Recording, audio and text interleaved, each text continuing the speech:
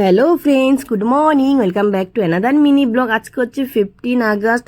সকালে ঘুম থেকে উঠে ঘরের যাবতীয় কাজকর্ম সেরেই চলে গেছি স্নান থেকে এসে মেয়ের ভাত বসিয়ে আমি রেডি হয়ে পড়েছি। তারপরে মেয়ে অনেকক্ষণ আগে ঘুম থেকে উঠেছিল, মানে বিছানায় ছিল, ওকে বিছানার থেকে তুললাম, তুলে মুখ ধুয়ে ওকে ভালোভাবে ফ্রেশ করিয়ে দিলাম। তারপর ওকে ভাত খাইয়ে স্কুল ড্রেস পরিয়ে এখন মুখে ওর ক্রিম লাগাচ্ছি। আর আজকে মেয়ে বলেছে, মা আমি আজকে দুদিকে চুল বাঁধবো। ওর কথা মতন ওকে আমি দুদিকে চুল বেঁধে দিচ্ছি।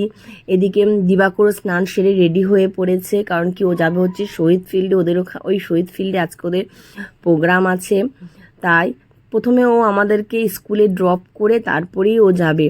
আর সত্যি আজকের দিনটা আমাদের সকল ভারতীয়দের কাছে একটা সুন্দর দিন, কারণ কি আমরা এই ভারতবর্ষে জন্মগ্রহণ করেছি। আমি সত্যি খুব প্রাউড ফিল করি। জয় হিন্দ, মেরা ভারত মহান হ্যায়। তো এই হচ্ছে মেয়ের রবীন্দ্র নার্সারি স্কুল।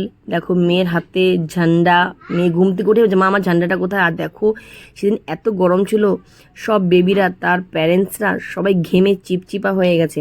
তারপর তো অনেকটাই লেট করে ডিআরএম স্যার এসছে, কারণ কি ওনার আরও অনেক জায়গায় ফ্ল্যাগ হোস্টিং ছিল। তাই এই যে এখন ফ্ল্যাগ হোস্টিং হচ্ছে, আমরা সবাই মিলে আমাদের জাতীয় সঙ্গীত গানটা গেয়েছি, সাথে সব বেবিগুলোও গেয়েছি। তারপরে তো প্লে হাউসের সব বেবিরা নাচ করছে, দেখো একই সঙ্গে তাল মিলে কিভাবে পারে বেবিগুলো। তারপরে নার্সারির সব স্টুডেন্টরা আমাদের আসামে যে 7 স্টেট ওটাই সেজেছে আর নাচও করছে। এরপর ডিআরএম স্যার বক্তৃতা জানাচ্ছে, আর তারপরে লাস্টের দিকে ফটো সেকশন ছিল।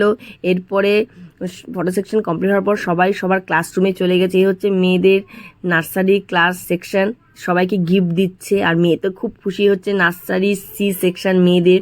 তারপর তো ঘরে এসে মেয়ে গিফটগুলো খুলে দেখে ওখানে একটা পেন্সিল বক্স পেয়েছে। তাহলে চলো আজকে সারাদিনের মিনি ব্লগটা তোমাদের কেমন লেগেছে অবশ্যই জানা।